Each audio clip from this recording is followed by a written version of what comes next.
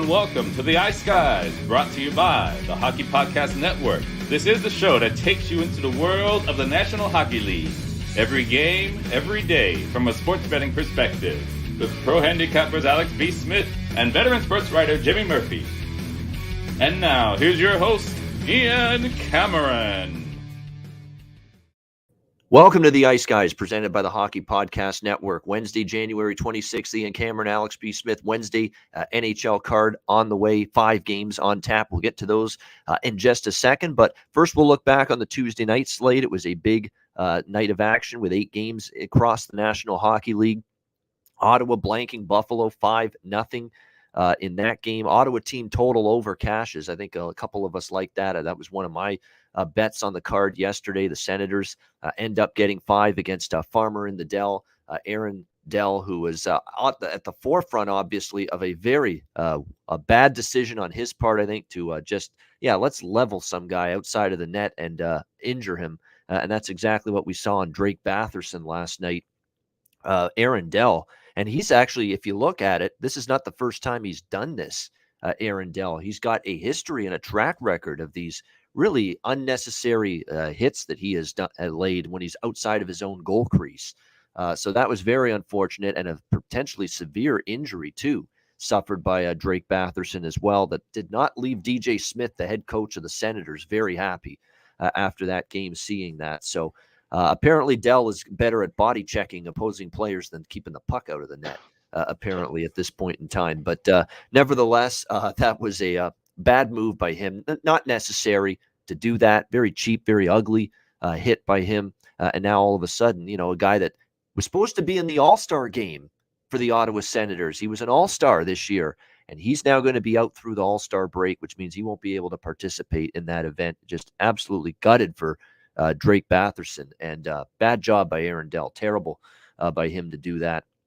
Connor's got it right in the chat. Yeah, go kick rocks if you're Aaron Dell. Actually, don't. Keep going in the net so we can fade your ass, and we can keep seeing you lit up for 5 goals on a nightly basis. Keep betting overs and team total overs against you. So we don't want to completely see him kick rocks there, Connor, but I get the sentiment. It was just an unnecessary play there, and Ottawa gets the 5-0 win. But people talking about that Aaron Dell hit on Batherson, Alex, after that game more than the actual final score. Yeah, I was infuriated to see this. I didn't see it as it happened. I wasn't watching that game until I checked in and out with it. Once I saw it was kind of a blowout, I didn't really pay much attention to it. But when I saw everybody talking about it on Twitter, and like you said, this is the second time within 2 weeks we saw this. We saw, like I said, the hit with the player in Nashville. He's literally skating up to the boards and checking a guy. Then there was a hit when he was a member of the San Jose Sharks. He elbowed a guy with in a series with the Vegas Golden Knights. So like I said, he has a history of this. And, you always hear the phrase hurt people. That's literally what this is. I mean, like, we're talking about, like, Aaron Dell is the shittiest goalie in the National Hockey League. We can all say this with fact, okay? And now here he is taking out his frustration on guys and ends up hurting an all-star player. And they're saying he's going to be out long-term because it's a sprain, and they're saying they've got to wait for the swelling to go down to do all the x-rays and MRIs. And they're saying that this sprain could be as bad as a break, which as someone who's done that with their ankle, I know what that's like. It's awful. So, this guy's career is, going to at some point come to a close sooner than later in reference to Dell. Because, once the Sabres goaltenders get hurt, he's back to, the AHL or maybe even the coast, the way that he's been playing the last 2 years.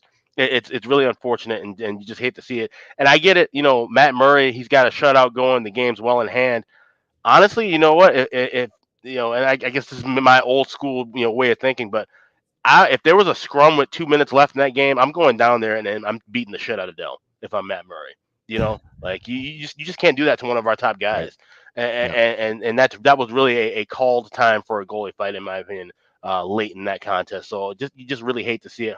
Hope Batherson will be all right. And he said the numbers that he had putting up in this great season, for him to now miss time, that's only going to hurt Ottawa as badly as they're affected now. And the Sabres, they're just still going to suck with Aaron Dell between the pipes. But hopefully he won't get too long of a suspension because, like you said, he's been making us some money.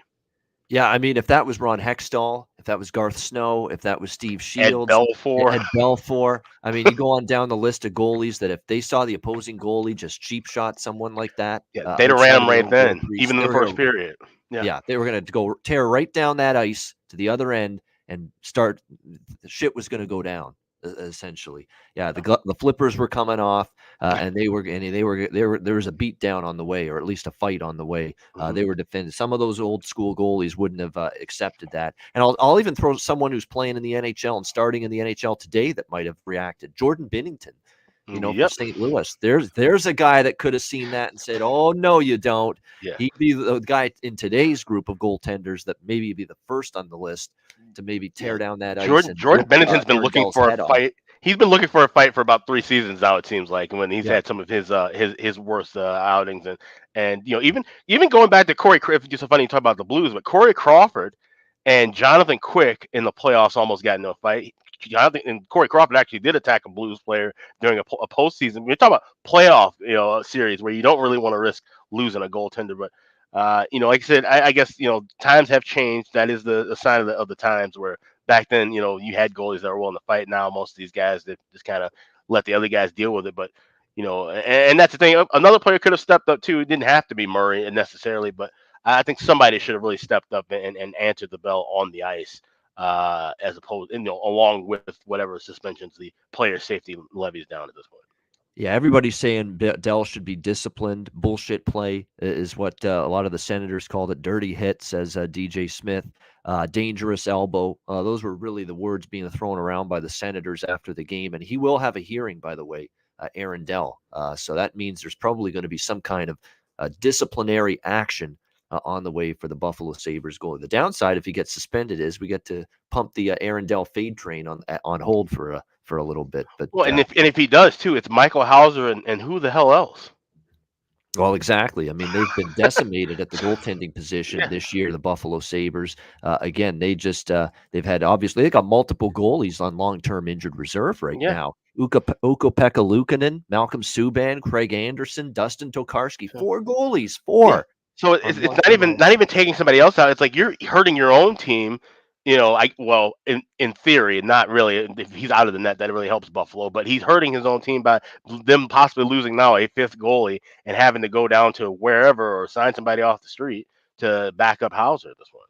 Yep, exactly. So we're looking right now for Buffalo at Michael Hauser, and who else? Who knows where else they go after him for the goaltending situation right now with the Buffalo Sabres. But they end up losing 5-0, although the Aaron Dell elbow incident on Batherson certainly overshadowed the final score of that game. Dallas 5-1 against New Jersey. Horrendous bet for me on New Jersey, especially using it as a best bet. But hey, it is what it is. Kira Schmid was not up to the task last night, goaltending for New Jersey. He got pulled in that game. Gillies took over, but I did have the over. I kind of wish I'd gone with the over because I really like the over too. But Dallas with the 5-1 win there. Pittsburgh, wild one against Arizona. Arizona, very impressive effort. Good battle level from them once again. But Vejmelka lights out early, and then the roof caved in on him, and Pittsburgh's offense got going in a big way. A 6-3 comeback win for Pittsburgh. They end up covering the puck line as well for those that maybe laid the puck and a half there on Pittsburgh. Game ends up flying over the total after a scoreless first period, which you don't always see as well. So 6-3 Pittsburgh there. Carolina team total over was a bet for me. They got it done 4-3. Aho wins it in overtime. Terrible turnover by Vegas. Great effort, though. Back-to-back on the road, shorthanded Golden Knights team. You got to be impressed with the effort that they came back, got a point in that game. Very good on the road against a good Carolina team, but Carolina finds a way 4-3 in that one. The Islanders wasn't easy, but they get past Philadelphia 4-3. Congrats to Alex, and he actually is the reason I actually took that as well. The Islanders team total over 3.5. It was a great price. It was actually the better bet, I think, than the regulation bet because you're sweating that the whole way. Whereas the 3.5, I always say that. We're going to talk about this with Washington in just a little bit. Sometimes don't go with the regulation line. Go with the team total. It's a less price. You've got maybe a little bit more. You don't have to worry if San Jose scores 4. If Washington scores 4 in the game tonight, you still get the Washington team total over. Same with last night. If Flyers had tied that game, Alex, 4-4 late in the third period, who the hell cares if you bet the if you bet the Islanders team total over 3.5? You were already a winner. Exactly. That's the beauty of these. We're gonna really have to hone in on these now because we're seeing these high favorites. I mean, we've already seen $5, $6, $7 range. And then once you get in that range, those team totals are still going to be probably juiced out of price. But when you see anything in the $2, $3 range, which is going to be common from here on out as teams fall out of the race, teams move up, team totals are going to be very important with those overs. So that's something to definitely kind of, I think, circle for everybody just in their kind of handicap and one-on-one moving forward this hockey season. It's something to have. And kind of want to make a quick note too, something that happened with the Flyers. They made a great hire. They brought John Torchetti in as an assistant coach. Now, John Torchetti was a guy who, for some reason, has not gotten a fair shake as being a true head coach. He's been an interim on 4 bases. He has been an assistant for parts of 10 years. The last time the Blackhawks had a half decent power play, he was in charge of it when the Wild were struggling. They got rid of Mike Yeo. Torchetti was the interim guy and got things rolling. And team, unfortunately, kind of fell apart in the playoffs, and that was why he got bounced out of there. If I'm GM Chuck Fletcher, I'd really kind of maybe split the time up between Yo and Torchetti and see where the talent lies. Spoiler alert: John Torchetti's a better coach than Mike Yo, so you might want to make that change possibly at the end of the year. Yeah, very possible. It's almost like, let's see what happens now. Torchetti on board. If there's an uptick, maybe it's a sign that maybe Torchetti's the reason from a coaching standpoint. The turnaround's happening, not so much Mike Yo. No question. Yeah, I appreciate that. Cheshire Cat mentioned. I did mention Jacob Peterson for Dallas last night, but I forgot to bet him. It's a crazy thing. I forgot. Just, you're rushing around. The games are about to start. But I did mention I thought there was a great value on him, and now he scored back-to-back games, and 3 of the last 5 games he's scored a goal now for the Dallas Stars. So there you go. Keep an eye on that for sure. Ride maybe goal scoring props with him. He's definitely, even though he's playing on a third line, he's not a top 6 guy. He's still finding a way to get chances and obviously find the back of the net as well for the Dallas Stars. What else did we have last night? We had Florida beating Winnipeg 5-3. Just too depleted on the back end. No Josh Morrissey, no Logan Stanley, no Dylan DeMello. That's 3 of your 6 starting defensemen on the blue line, Winnipeg that were out last night. So that game cruised over the total, which was one of my plays last night. Good to see that one get in. Florida with the 5-3 victory last night. We saw Nashville beat Seattle 4-2.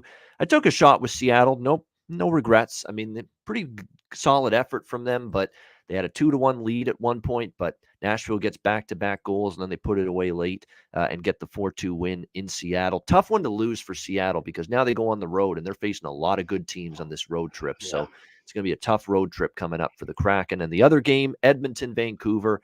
Edmonton, get the fire hydrant out. Put out the Oilers. They're red hot. They've won 2 in a row here, 3-2 in overtime against Vancouver.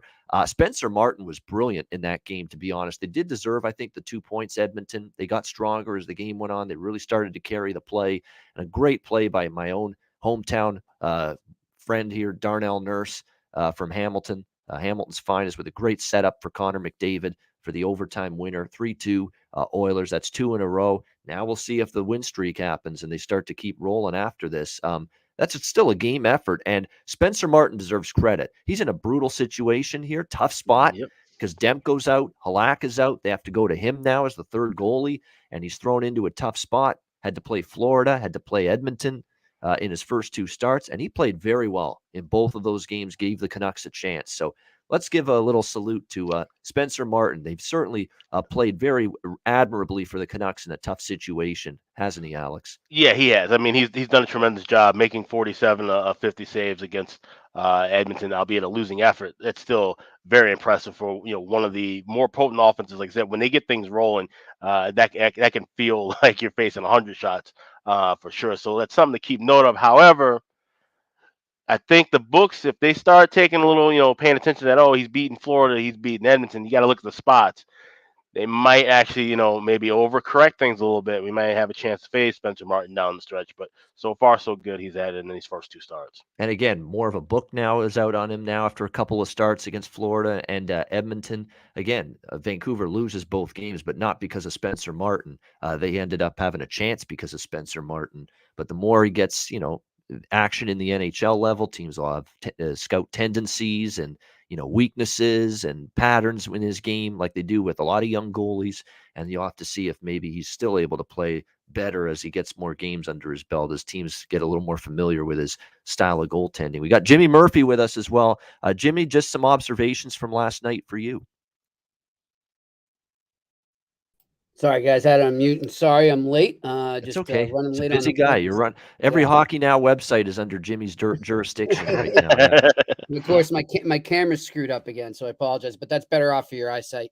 So anyhow, guys, yeah, what I thought in those games last night. Look, we said, as I said to you, and I understood your caution about the Oilers, and they did, and they squeaked one out in overtime there, so it wasn't like they blew them out, and I was wrong on the puck line, but got a feeling they're going to go on a little roll right now, and if they can get maybe 2 more wins consecutively here, Ian, I think we really have something with that team, and I think they're going to start to really believe in themselves. But until they can do that, I think they need at least a 4 to 5 game win streak to say, okay, we're good. We can go forward with this season right now and not blow it up, and not have the cloud of change hanging over us. I think they're going to be in good shape, but there's still a few games to be seen there. The other one, though, guys, I mean, you look around the league, and I think one thing we have to look at right now is, I remember somebody in the chat room, Ian, yesterday when I picked the over on the Islanders game there. And I mean, we're just programmed to think under with New York Islanders. Well, guess what? That's all out the door this year. I think what we've learned is that obviously since, the COVID pause and a lot of these teams going through these COVID wars and just, dealing with they have with players in and out of the lineups, the over's been hitting way more than not. And it really doesn't matter what type of team you are, whether you're a conservative team like the Islanders or a high-flying team like the Oilers. You have to really pay close attention to trends and to who's playing. And it's not just based on reputation anymore. And that's why I went with that over there. So I think that's just a lesson that we continue to learn right now, is that all the things we kind of applied when we're looking at totals for a whole game are kind of out the door there this year, Ian, because of COVID. And by the way, Martin Jones is the elixir for any Islander game to finally go over the total, and we saw that last night. Even why would the Oilers be looking at him supposedly on the trade market? I mean, if you're trying to shore up the goals against there, I don't think he's the guy you want to go to. No, he's not. Yeah. I mean, I'd rather Mike Smith or what they have there at Koskinen than Martin Jones. So.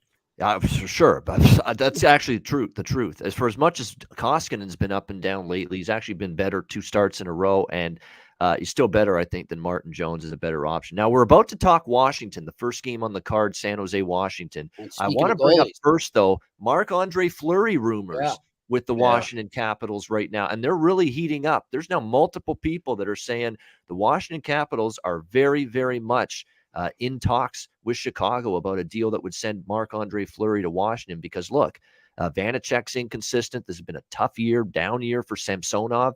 He hasn't played well lately. All of a sudden, Washington may be looking at Fleury and looking at upgrading their goaltending. Jimmy, are you hearing the same? I am. I don't know. From what I hear, it's not as close as maybe it's being painted right now. It's more exploratory, early stages. And if you're Kyle Davidson in Chicago, why are you going to rush anything right now? Just let the value get higher as teams get. There's going to be injuries. Right. Teams are going to get a goalie injured between now and the March 21st deadline. I think that's what's going on here, guys. So I when you hear trade rumors, take them for what they are. Take them with a grain of salt, because you got to remember, I know normally the trade deadline is February 21st, 22nd, between the 21st and the 27th of February. It's not. We're still like 2 months away from the trade deadline. So there's plenty of time for these teams that are sellers like Chicago or the Montreal Canadiens to field offers and really put an auction out there and take the best bidder as they get closer or right at the deadline. But I definitely think there's legs to that rumor there. I just hope for Vanacek's sake that he's not the guy that gets moved out. I mean, you got to think one goalie's going out in that deal. And, it's got to be like, okay, first you let me go in the expansion draft, then you get me back, and now you're going to trade me again. I mean, he's just going to have a built-in hate for the Capitals after that if he's moved. So we'll see what happens. Yeah, it is. It'll be fascinating to keep an eye on that story moving forward. Wednesday's card, let's start with San Jose and the Washington Capitals, who we've just mentioned. Washington minus 210, home favorites, 5.5, 6 the total, depending on which book you're looking at the moment. We've got Washington off a shutout loss to the Vegas Golden Knights, 1-0. On Tuesday night. They actually carried the play, 34-29 in shots. You look at the numbers in that game, they actually had the expected goals edge. They had a huge edge in high danger chances generated, 12 compared to 5 for Vegas in that game. So, and I did cash a ticket with Vegas, and I'll take it, but Washington probably deserved a better fate. They did have, I think, the better of the play. We're really bringing it on in the third period, but they just could not tie that game, and they fell short 1-0. Peter Laviolette lamenting just the struggles of Washington. They're just 3-7 their last 10 games. I've mentioned the record without Oshie. I'm not going to repeat that, but it still remains a problem for them, and he's not coming back till early February. So that's the issue for Washington. They got to find ways to win without Oshie in the lineup. That's been a problem. I think this is a winnable spot for them. You look at San Jose, 1-4 in their last 5 games. They kind of trended downward. They did, surprise LA with a 6-2 win. Timo Meier had one of those explosions offensively in that game. And other than that, they've been pretty dreadful lately, losing to the Rangers, the Penguins, Seattle. And then they get absolutely drilled by Tampa Bay. Final game of their homestand, 7-1. That game on Friday night. And James Reimer's in net, and James Reimer's a fade in the bet against right now.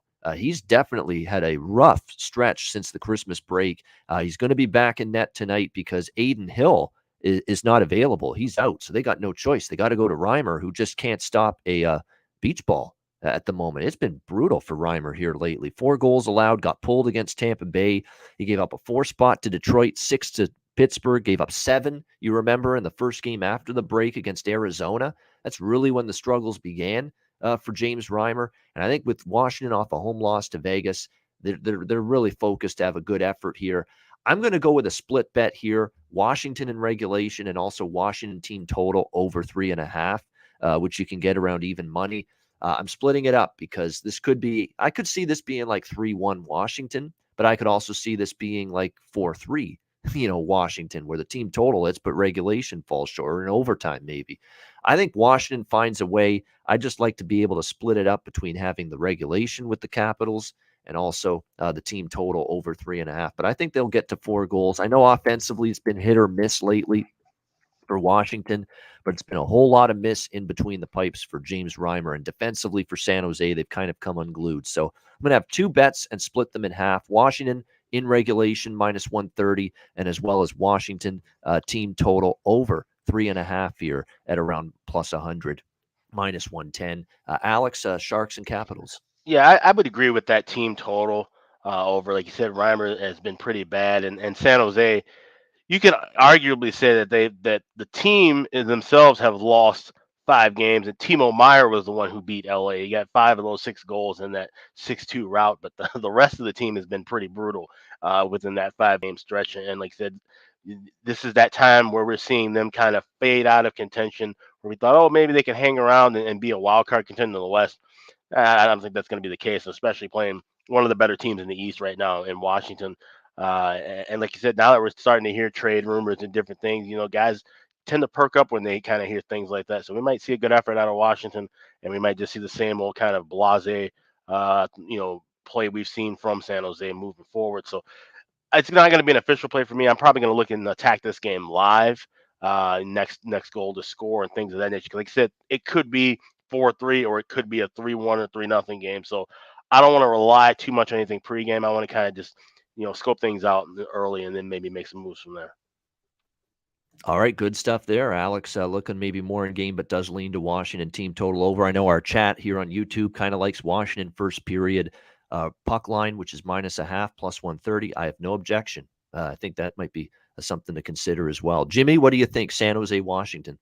Yeah, I'm kind of with Alex on this. It's one I'll maybe jump in during the game just because I don't trust Washington right now. I mean, based on reputation, again, like I said, can't always base anything on our reputation, but based on the way we look at both teams, you would automatically pick Washington, the favorite here, but they're underachieving right now. Let's face it, guys. I mean, they're not living up to par. I know they battled injuries. I know they've had COVID issues, but that you can't trust the Washington Capitals right now. And of course, you can't trust the San Jose Sharks. So this is something I'll sit back and maybe jump in game.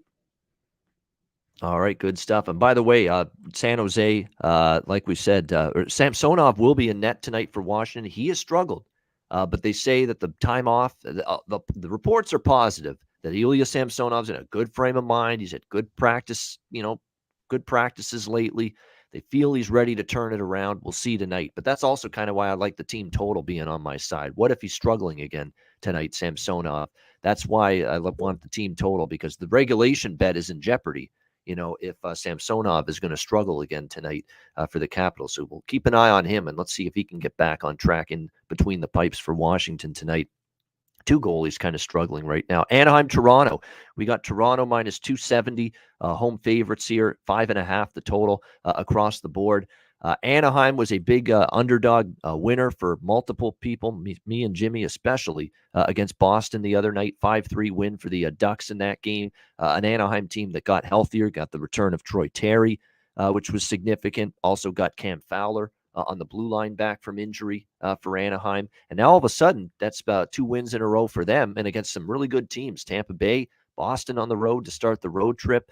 Now they'll play the Leafs, who definitely have had a good amount of rest, have not played since Saturday. So this is a very well-rested Toronto Maple Leafs team coming into this game. So it does set up well in terms of Leafs should have a lot of energy. They're 3-2, by the way, this year on extended rest, the Toronto Maple Leafs going into this one. But these are the kind of spots I sometimes worry about with the Leafs, where these midweek games at home, playing a non-conference game, especially a team like Anaheim, which is more of a middle of the pack to below average team in the Western Conference. We've seen instances where Toronto doesn't always play up to the sometimes plays down to the competition. Not that Anaheim's playing poorly right now; they've actually played well, but these are the kind of games where Toronto sometimes is vulnerable, especially as these big favorites here.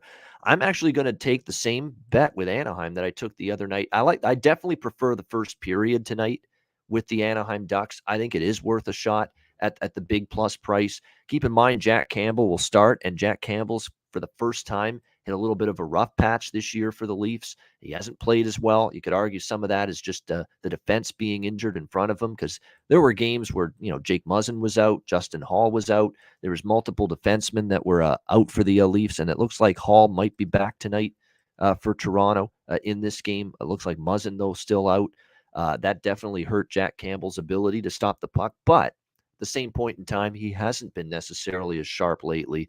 It's not like Toronto's got any home ice edge right now with just an empty building as well at Scotiabank Arena. So, I'm gonna take another shot at it here with Anaheim plus 190 first period and Anaheim plus 230 on the money line here full game. What I'm gonna do is a 75-25 percentage split. 75% of the bet for me is going to be the first period on Anaheim, because I do think Toronto could be slow out of the gate, maybe come back and win. And then the other 25% will be the full game money line for the Ducks, which is around plus 230 here in this game. I think it's worth a shot. They've played some really good hockey. Gibson's playing some really good hockey since he's come back in net for Anaheim. So I think it's a potential once again here for the Ducks, maybe to be a bit of a live road underdog. Alex, what do you think here, Anaheim, Toronto? I'm kind of going to do the same thing you're doing. I'm going to have half units on two plays, one of them being that first period with Anaheim. I think they could be able to jump out and get to a lead. Like I said, Toronto, they kind of sleepwalk through some of these games. Like I said, non-conference, haven't played in a few days, could be a bit of some rust. Anaheim playing a bit better, getting those 2 wins. They have, I think, the momentum edge early. But I'm going to take that other half unit, and it's funny, Cheshire Cat mentioned it in the chat. Could they go, or sorry, it was Howie was mentioning about could they go to overtime. I'm like, I think they actually could make this an OT game. 3 of the last 5 meetings have been decided by OT or have been 1-goal games. And when you look at the Ducks, haven't been a whole lot of blowouts. Same thing with the Maple Leafs. They've been, like I said, when they have these games, they kind of, sleepwalk through. They're not really geared up for them. They can easily get caught and have to come from behind in some of these spots. So we could definitely see a 3-3 game after 60 minutes here. And you're talking about plus 370, plus 375. That's worth taking at least a half unit shot on. So I'll split a unit between Anaheim first period and the draw in regulation. All right, there we go. So that's Anaheim first period, which again, you can get that at a pretty good price as well, plus 190 range, and also liking Anaheim, Toronto regulation draw in this one. And you can get that plus 375 with that in a lot of spots. A terrific price for the draw in this one. Jimmy, Anaheim, Toronto.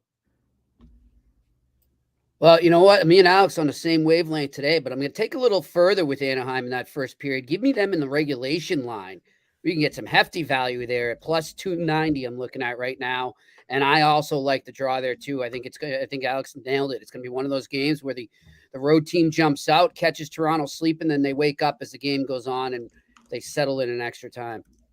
All right, there you go. Anaheim, that's -0.5 first period puck line, +290 for Anaheim. For Jimmy, what was the other one? I'm going to take the draw as well. Draw as well, +375. All right, we have Andrew McInnis with us now for the first time here on this Wednesday show. Andrew, welcome in. Anaheim, Toronto, what do you think? Anaheim, Toronto, over 5.5, guys. I like the full game total over here. I know it's a few days rest, like Alex was just mentioning there for the Leafs, but I think that still no Muzzin makes a big difference. Hall coming back for them. Ducks, I was saying today earlier that I was like wondering if can they sustain what they're doing here? And people can talk about defense or goaltending or whatever they want to say in that Boston game. Doesn't matter what you want to say. They scored 5 goals. The Ducks scored 5 goals in that game. And I expect, a good game out of the Leafs tonight. And it is, like I said, their first game back at home. So, I think if you're a prop player, it could be a fun game to play this game as well. But, I think the fact that Campbell's been such a good goaltender, that we have, some good goaltending on Anaheim as well. We're getting this 5.5 here, guys. I really like this total. I really think that we're going to see a goal fest here, and Anaheim can hang around. And also, it could be one of those first period total games as well. But I also have that feeling that if anything, we could also see, I like what you guys think with the Anaheim first period. If I was to bet Anaheim, I would be going first period. And I think if anything, we see a slow start from the Maple Leafs. But my official play is over 5.5. And I'm not so sure if you guys touched on San Jose, Washington quite yet. But I'll just say this. Yeah, we did. Go ahead. Washington 5-1 last 6 games for them to the over after scoring 2 goals or fewer in their previous game. San Jose gave up 7 their last game. Washington's been real inconsistent. We talked about on yesterday's show this team when they've dealt with some injuries. And obviously that 1-0 game. I mean, I said yesterday on the show to you guys, when's the last time we saw a 1-0 game?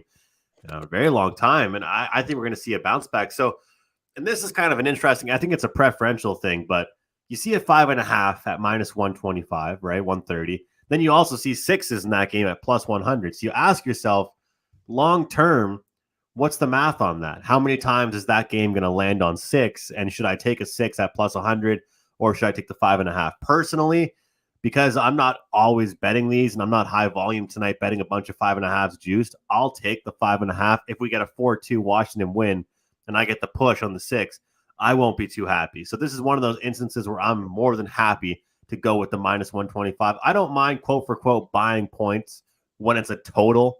And obviously, it's not really buying points because it's available. It'd be different if it was 6 across the board and you bought down to 5.5 or something like that. So right. I have no problem with this. But I will say this, actually, I forgot to mention, you talk about splitting up bets here. I actually have done a half unit on the first period and a half unit on the full game. Haven't done that in quite some time, but I don't know if Chris Otto's in our chat or Alex, if you know, but I know Washington's a pretty good first period over team. And so I think they're going to try and bounce back quickly. Yeah. So I'm on both, but half unit on full game, half unit on first period over. All right. So that's over 5.5 on both games, Anaheim, Toronto, San Jose, Washington. But with San Jose, Washington, it's a 50/50 split bet, first period over and full game over with the Sharks and the Capitals in the first game that we talked about earlier. All right. We'll move on now. Calgary and Columbus. Next up, we've got Calgary -190, road favorite, 6 the total here in this game. Flames, of course, took advantage of the ultimate terrific spot for them and a terrible one for the Blues. Pounded St. Louis 7-1 the other night at home. Now they start a road trip here where they'll be in Columbus tonight, and then they'll be in St. Louis playing the Blues again tomorrow night. And they're going with Jacob Markstrom again tonight, who, after a little bit of a shaky time of it for a few starts there, he's played a little bit better here his last few starts, especially those 2 home games. Florida, St. Louis played very well. St. Louis didn't really do much, though. The last game, you do have to factor that in, but still played well in net for the Flames in that game. Now they go to Columbus here, a team they've pretty much dominated here. They've won 4 straight head-to-head meetings here against the Columbus Blue Jackets, including 2 straight here between these 2 teams. I would lean Calgary in regulation a little bit here in this game. I do think this team is starting to really start to get their game back again, and really they're kind of being devalued a little bit because of the 3 games. Look at the slump they had. Okay, 3 of the 4 losses in that slump were Florida, Tampa Bay, and Carolina in their buildings where they're almost unbeatable. Carolina's got an incredible home record. Tampa Bay has an incredible home record. Florida has an incredible home record. So we're really going to downgrade Calgary for losing those 3 games. They had the flat spot against Ottawa. Then they had the bag skate. Daryl Sutter wasn't happy. And then they came back, played a terrific home game against Florida. The loss against Edmonton, they probably should have won that. They outplayed Edmonton, but it was Koskinen robbing them in net in that 5-3 Oilers win. And then, of course, they bounced back and pummeled St. Louis 7-1. So I definitely think here Calgary in regulation is the way I'm going to probably look at it here against Columbus. And Columbus, you look at it, I've been fading them. I don't trust them against good teams. Their wins were Philly. Their wins were New Jersey. They did beat Carolina 6-0 in Carolina. That was a stunner, but that looks more like an anomaly, and a one-off than anything else for me. So I think there might be a little bit of a streak starting for Calgary, and I think it's important they win this game, because if they win tonight, I'm actually probably going to wheel back and go against them tomorrow night against St. Louis, who are terrific at home, who are not going to be very happy after Calgary embarrassed them on Monday night. So that's kind of the way I'm looking at it with the Flames. Let's see if we can cash in with them tonight and maybe go against them tomorrow night when they take on the St. Louis Blues. Alex, what do you think here? Flames and Blue Jackets. Yeah, these are a couple teams you want to look at from a first period over point of view, especially Columbus. They are now top of the league in that category of cashing those. They're on a 14-3 run the last 17, the first period over. Calgary has cashed not only the first period over in 4 straight, but also goal within the first 10 minutes in the last 4 straight. So what I'm doing here is, you don't want to lay $1.45, $1.50. You want to wait a few minutes, get this adjusted in game, but you got to pay real close attention. This is one, if you're going to do this, I would advise watching it and having everything ready, with your laptop or your phone, get ready to bet this, because we may not get that much time before that first goal goes in, the way that these two teams have kind of played up and down within the first 20 minutes of play. So I like the first period over. Don't grab it now. Wait a little bit, get a better price adjusted in game. All right, there we go. Maybe he loves. Alex likes first period over here, Calgary, Columbus, but he suggests waiting maybe to the early part of that game. There's a prop I like. Andrews mentioned it, I think, the last couple shows, certainly yesterday. These goalie save props. Even though I like Calgary, I think, to find a way and win tonight, I kind of like with Markstrom over 26.5 saves tonight, because Brad Larson has been hammering this point home after the loss to Ottawa Sunday. We're making too many passes. We're making too many pretty plays. We got to shoot the puck a lot more. We got to just throw it to the net, get traffic, get bodies to the net, look for rebounds, crash the blue paint, crash the goal crease area. That's the way we're going to score goals. So let's see if they heed the coach's words, Brad Larson. If that's the case, I'd expect the shot volume to increase for the Jackets as a team tonight. So maybe you look at Markstrom's save prop over 26.5 tonight based on that. And you know what? I want to make a great point about that with Brad Larson mentioning that. And it's funny because I watched Brad Larson a few years when he was in the minors down with the Chicago Wolves in the AHL. John Anderson was his coach. And anybody who watched the Wolves during that time from the 90s to the 2000s know that, especially on the power play, like I said, it was a furious pace. You tried to get a lot of pucks on net, a lot of traffic in front. And that might be the reason why we're seeing these high totals first period and full game with Columbus. Like I said, that's just kind of the style in which, for at least part of his career he played, and now with the talent that Columbus has, they don't really have that much on the blue end to kind of keep up with that pace, but they have enough speed offensively to where they can really kind of rush teams and make some noise. So, like I said, for him to make that statement, that's definitely something to keep an eye on with this trend. Now we're seeing, like I said, 14-3 the last 17. That could continue to keep going. Yeah, definitely. Jimmy, what do you think here? Blue Jackets hosting the Flames. Yeah, I'm going straight for the over total in this whole game, over the 6, and I will do what Alex suggested as well. But yeah, I definitely think they're going to hit that 6 easily. Yeah, the power play has been awful, absolutely brutal. 3 for 45 for the power play of Columbus during this run. It's been terrible. Patrick Laine, again, disappointing for the most part this year for the Jackets, it's just they've had a hard time generating offense, and they're going to try to do that. Just throw the puck on net a lot mentality, or at least that's what coach is imploring them to do. We'll see if they follow through on that here tonight. But there's a lot of forwards that are in a bit of a funk right now for the Jackets. Really, other than Bjorkstrand's had a couple of hot streaks here and there. Same with Tessier. And outside of that, Laine's been inconsistent for the Jackets. Bjorkstrand, like I say, lately he's been up and down. They do get absolutely nothing from Max Domi for the most part. So there's just all kinds of issues with getting a bunch of depth scoring for this team. Andrew, Calgary, Columbus. It's an interesting game because obviously, like you said, we saw what happened with Calgary's last game. I mean, impressive. Big 7 spot for them, touchdown plus the extra point. Question is, what can Columbus do right now, and what's the next game plan for them? Because they've been the definition of inconsistent. I'll tell you what, I don't think that as far as the money line goes, I don't think I can justify what Calgary's price is.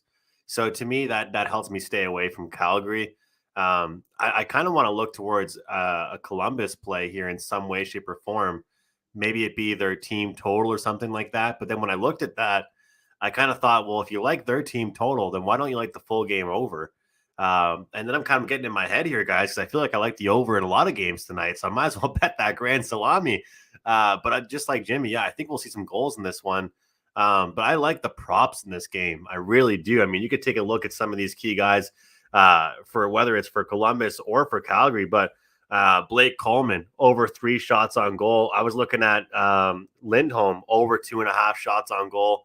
Some of these guys. And that save prop you mentioned is really good. 26.5. I was already eyeing it up, Ian, because it's like we said, this is a prop where you could have Calgary win this game 4-1, but still Columbus peppers them with shots and Markstrom cashes your bet for you. So That's right. Not a lot for me in this game. But I'll tell you what, I'm not eager to dash to the window to back Calgary in this spot. Yeah, it's definitely a price that's up there with them. Certainly, if you like them, you got to look first period puck line or regulation line or full game puck line. You don't really want to lay minus 180 like you're being asked to here with them in this game. So interesting matchup here, Flames and Jackets. We'll see how it goes for sure. Before we get to our last 2 games on this Wednesday card, by the way, thanks to everyone for joining us here on the Ice Guys show on YouTube Live. We appreciate it. Hit the like button.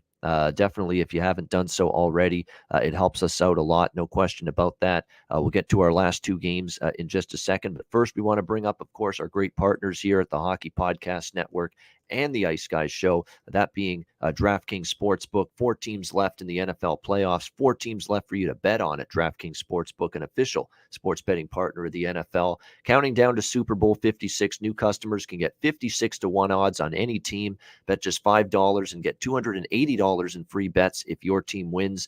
Not a new customer, you can experience the conference championship still with same game parlays. Combine multiple bets from the same game for a bigger payout. The more legs you add, the more money you can win.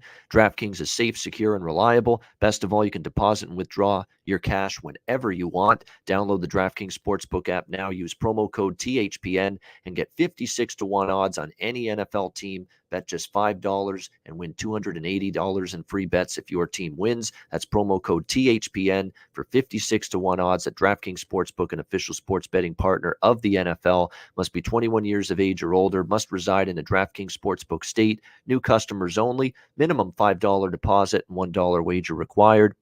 1 per customer. Restrictions apply. See DraftKings.com/sportsbook for details. Gambling problem, call 1-800-GAMBLER. Download the DraftKings Sportsbook app. Sign up for an account. Use the promo code THPN.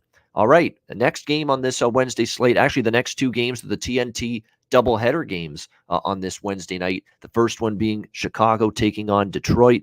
We've got the Red Wings -115 to -120. Home favorites here, 5.5 being the total in this game.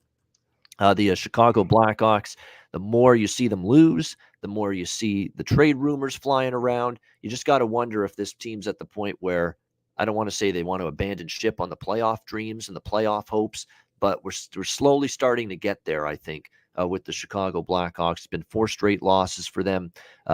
Colorado, they lose in overtime to Minnesota. They lose at home 5-1 to the Wild before that, and then Seattle beats them in a shootout to start the 4-game losing streak here for the Blackhawks. You got Detroit off back-to-back losses against Nashville and Dallas. The Dallas game, they were leading 4-3 at home late in that game, and Dallas ties it in the final minute, and they end up winning in overtime. So definitely very, very unfortunate setback there for the Red Wings. Blackhawks frustrated with the last game, saying they just didn't have the puck enough, not enough in the time in the offensive zone. Marc-Andre Fleury's doing all he can. He'll be in net tonight again for Chicago. Almost like he's auditioning himself now, because he's definitely been linked in some trade rumors lately. We'll see how this one plays out with these 2 teams. But I'll be honest, I'm closer to betting Detroit than Chicago in this game. The one thing about Detroit is they've been pretty solid at home for the most part, 13-9 here at Little Caesars Arena on their home ice. I mean, just 7 wins on the road all season long for Chicago. Detroit, has definitely played their better hockey here on home ice, and Chicago on a 4-game losing streak. I don't know where they're at mentally. They know that there could be some players jettisoned from this team prior to the deadline and not playing very well right now. Defensively, they've been hit or miss. Again, the offense, they've scored just 1 goal in 2 of the last 3 games as well. So I don't know if I'll bet the game. I'm passing as of now, but I do lean to Detroit a little bit here at home.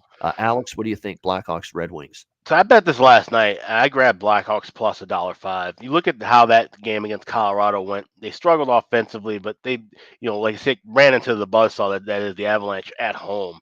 That was definitely a much better effort than what we saw from, say, Friday night when they got crushed against Minnesota.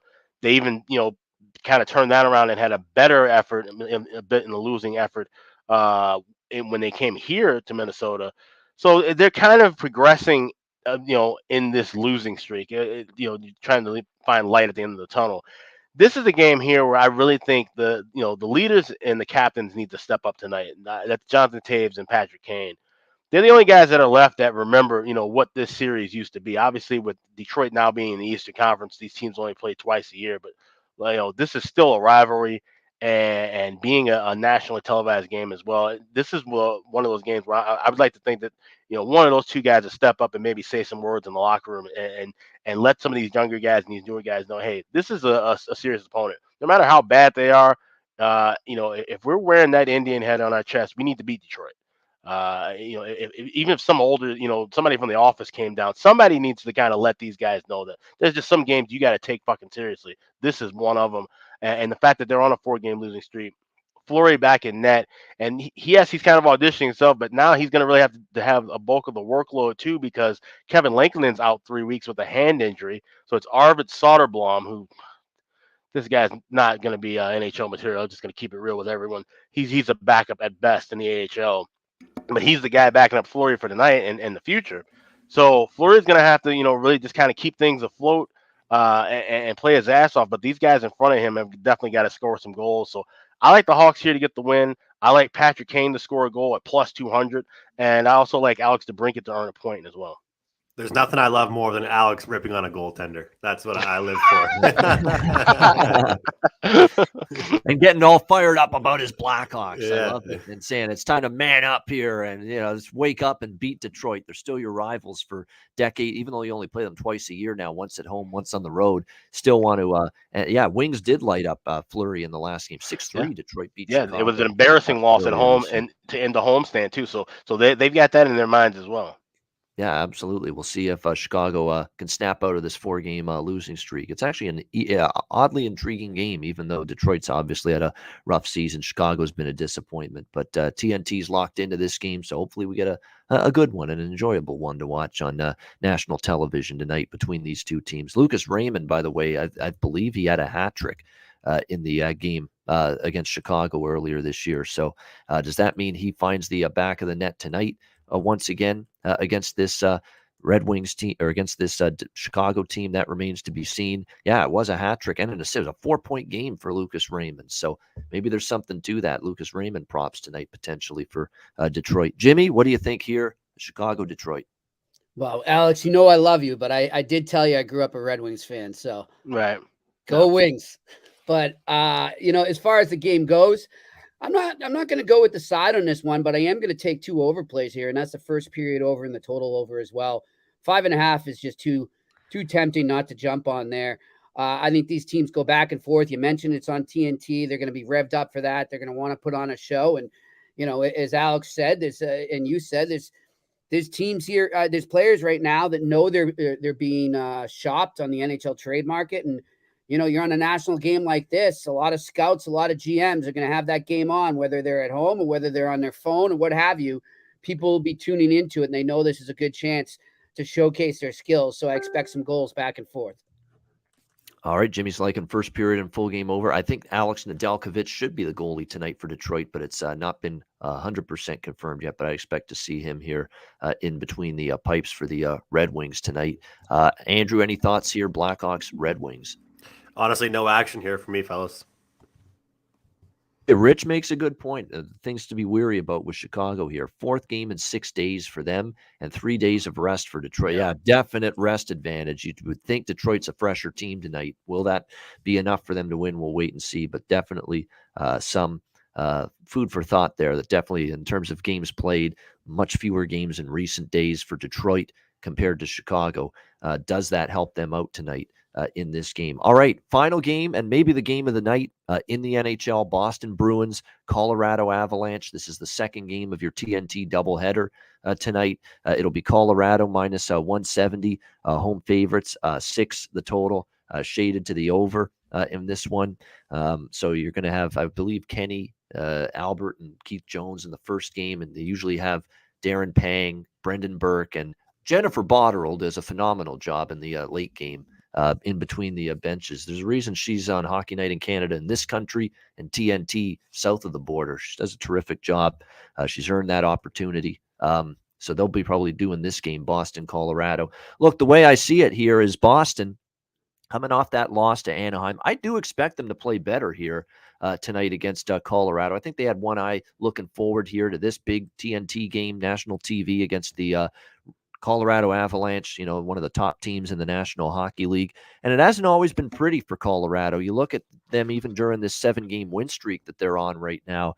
They've had some close calls, a shootout win against Arizona, shootout win against Minnesota, overtime win against Montreal. They only won 2-0 in a shutout against Anaheim, and they got an empty net goal late. So it's not been easy necessarily for Colorado the last few games, but still they're finding ways to win. They've now 18-3 here at home ice. I keep calling it the Pepsi Center. It's Ball Arena. I have to remember that now. They've changed the name. But yeah, 18-3 at home for Colorado. They've been magnificent. I'm starting to look at recent games for Colorado where they played great competition at home. They were minus 165, minus 170 at home against Toronto in a recent game.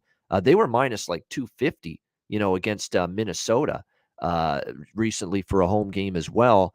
And you're seeing them here about minus 170 against Boston. I think Toronto's better than Boston, and I even think Minnesota's a little bit better than Boston. So, and yet, Colorado was laying minus 240, 250 against Minnesota in a home game recently. I actually think it's actually a decent price for Colorado, believe it or not. I lean Avalanche in regulation here in this game. I don't know if the Bruins are up to the task, and certainly Jimmy can speak on this in a few minutes, going on the road here and taking down this juggernaut Colorado team that's only lost 3 home games all year, especially when you consider the fact that once again might be a little bit shorthanded for this game. Matt Grzelcyk looks like he's been ruled out already on the blue line, so you'll be down him here in this game. You've got Linus Ullmark in net for Boston. I'll say this, though, about Ullmark. You look at the way he's played. He's won 7 consecutive starts, so there's a reason he's getting this start for Bruce Cassidy tonight, because I think they have a little more faith in him than Tuukka at the moment for the Boston Bruins. So he's going to get the start here in net for the Bruins. We'll see how he fares. He certainly played better of late. But again, you're talking about this juggernaut offensive team in a place where they've scored goals in bunches all season. So it's a really fascinating game. As you can tell, when I'm talking in circles like this, I don't have a strong opinion on the game, but I think I'll have a small play on Colorado in regulation. I do think they'll find a way here. And the Bruins, just on the road against this kind of competition, they've struggled much of the year against these upper echelon teams. We'll see if they can change that narrative here tonight. Alex, what do you think, Bruins Avs? Yeah, I mean, like I said, it just seems like a suicide mission, honestly, to jump in front of the train that is betting against Colorado at Ball Arena right now. The way that they're playing is just absolutely crazy. And like I said, they're finding the ways to win, and I think this is the biggest test for them. They're not blowing everybody out 8-1, 9-1 like they were at the beginning of the year. They're getting those gritty wins. They're getting the wins in overtime, the late goals, getting shutouts. That's the way you win playoff hockey. You're not going to get 7 or 8 goals a night in the playoffs, but you're going to get those 2-1, 3-2 victories that help you move forward. So in doing this at home, I think they're these are character building wins for them. So I don't want to jump in front of them at all, but I like both teams to score in the first period here. That's a better option than getting the first period over because you got to lay like 150, 160 at this point now. And eventually that might move to 2 with the way we're seeing Colorado scoring early. So both teams to score, I got to look at that price. It should be around somewhere around plus 145, plus 150. That's the only thing I would have here tonight. Yeah, I like that. I might bet that too. That this feels like a game where we could see one goal for each side here in the opening period because it's a marquee game. I think Boston's going to be jumping early on, especially after the loss to Anaheim. There's going to be a lot of energy from them, and I think they could sneak one in against Colorado in the first. And Colorado's almost always can rely on them to score a goal at home in the first period. So definitely that both teams to score first period. I like that quite a bit here as well in this game. Makes a lot of sense. And by the way, even with the first period staying under against Anaheim, I believe Boston is still 10-2 to the first period over in their last 12 games. So they have been definitely a first period over team, 10 of the last 12, in fact. Jimmy, how is this team going to handle it here? Big task, big challenge, Boston, Colorado. They're going to get smoked. Wow. There you go. I'm just gonna be blunt. That's my take. They're gonna get smoked. I don't like this game at all right now. I think the Bruins are headed into a little slump right now.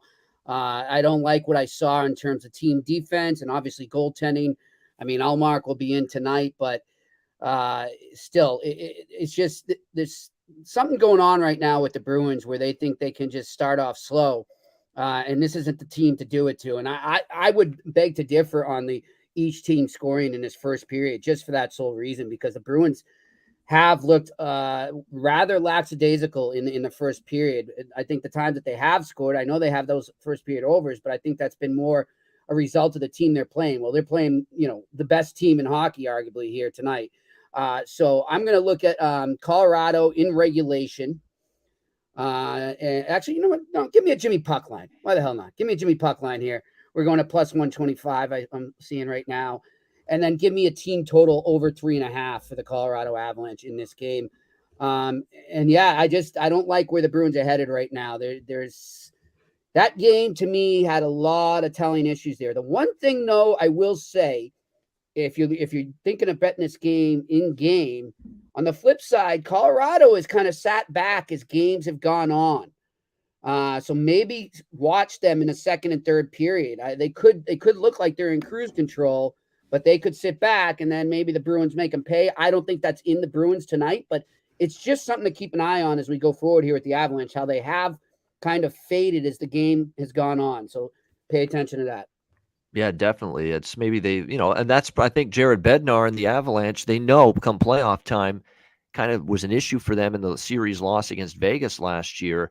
You got to protect leads. And I think they're trying to work on that throughout the course of the season so that when April arrives and May arrives, they're in a position where, hey, we got a lead in a playoff game. We keep the lead now rather than let it get away from us. So it is a good point there. I'll give you some little bit of hope if you're a Bruins fan or a Bruins backer tonight. Darcy Kemper's actually 0-5 against them in his career, even though he is starting in net for the Avalanche. Now, again, none of those have been with Colorado, but 0-5, .893 save percentage and 2.64 goals against versus the Bruins in his career. So we'll see if that's a sign of things to come, or is that's just a product of the teams that he was playing with, most of them in Minnesota, obviously, for Kemper, or Arizona for that matter, where again, obviously not the best team anyway when he was there with the Coyotes. So keep that in mind for sure. But Jimmy's thinking bad things for the Boston Bruins tonight. Andrew, what are you thinking here? Bruins, Avalanche.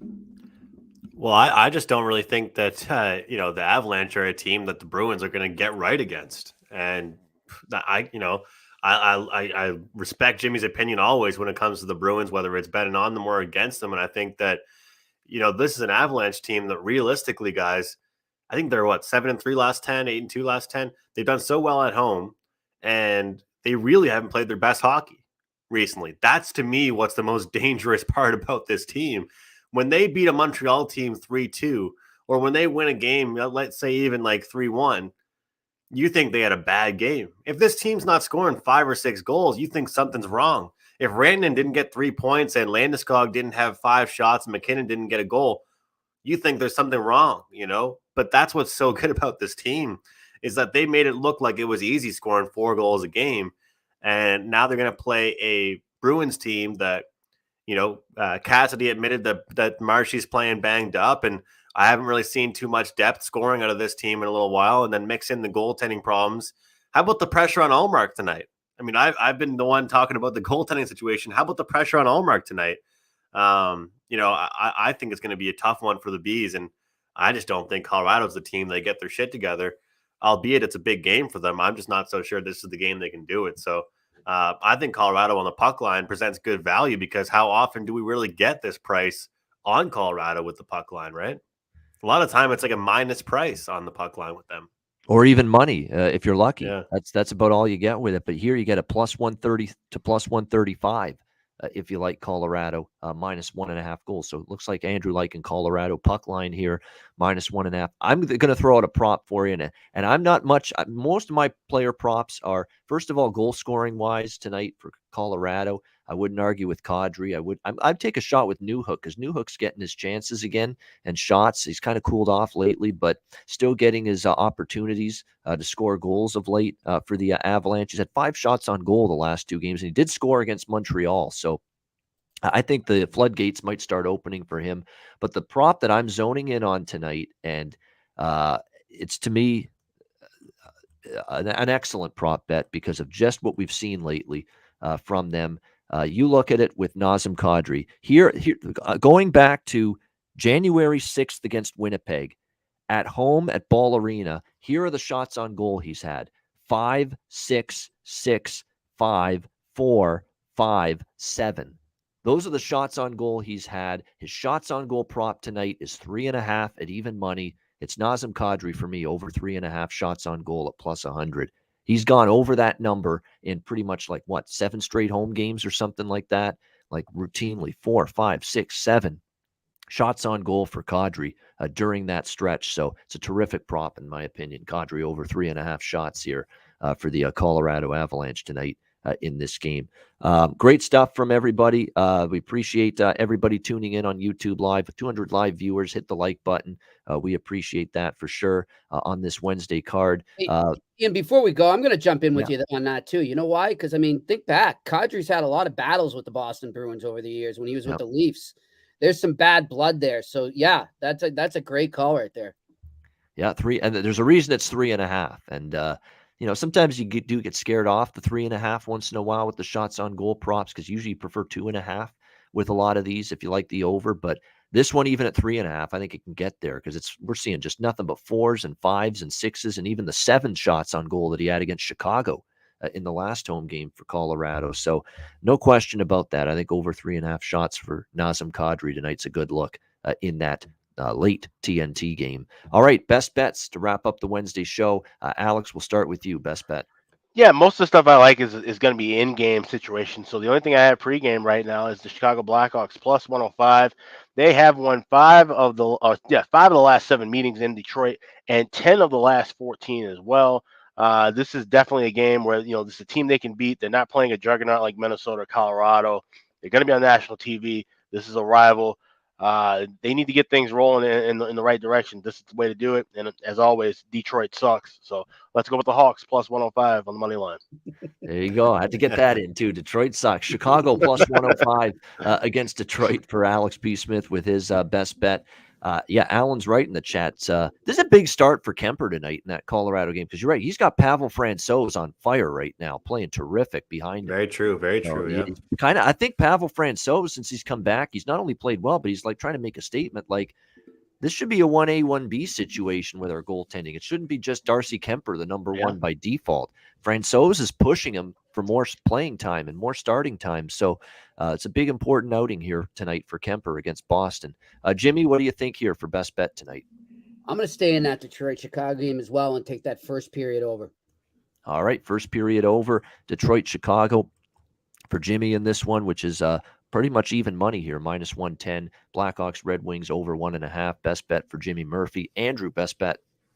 Yeah, best bets have been good, but I couldn't get there yesterday. I went with the Islanders puck line, and I guess I should have ate the juice with the regulation. That one was kind of tough to see. They 4-3 never score an finish. empty net goal for you when they're I up by know. one. Yeah, That team is they one of the don't. worst teams in the Yeah. NHL to give you an Yep. empty net goal when they're They're a leading bad 1-1. puck Yeah. line team. I just didn't like it because that regulation price just kept getting shot up. I think we'll see goals in the Leafs and Ducks game, guys. Over 5.5 for me in that one. All right, Anaheim, Toronto, over 5.5, minus 120. Best bet here for Andrew McInnis on this Wednesday NHL card. I'm going to switch it up today. Player prop best bet, and I'm going to give you two best bets, 2 player prop best bets. We're going to go Jacob Markstrom, Calgary Flames, over 26.5 saves.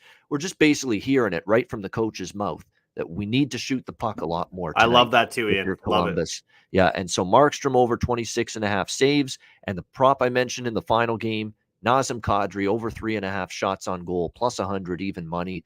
I like both of those props. Again, Kadri has been 4+ shots repeatedly now for like 7 or 8 straight home games in Colorado. So how about we switch it up and let's see if we can get a 2-0 for best bets for me. Jacob Markstrom, Calgary Flames, over 26.5 saves. Nazem Kadri, Colorado Avalanche, over 3.5 shots on goal, plus 100. 2 player prop best bets for me on this Wednesday NHL card. And that'll wrap up this edition of the Ice Guys. Thanks to everyone in the chat for joining us. Hit the like button on the way out if you haven't done so already. A reminder, the Ice Guys is live 7 days a week, Monday to Friday, 2 p.m. Eastern, Saturday and Sunday, noon Eastern. If you can't watch the show live, download the Ice Guys podcast in audio form on all major podcast platforms, Google Podcasts, Apple Podcasts, Spotify, Stitcher, and iHeartRadio. Download the podcast when you can't tune in live on YouTube. For Alex B. Smith, for Jimmy Murphy, for Andrew McInnis, I'm Ian Cameron. Have a great Wednesday night. Enjoy the games and good luck. And we will talk to you again tomorrow on Thursday for another edition of the Ice Guys presented by the Hockey Podcast Network.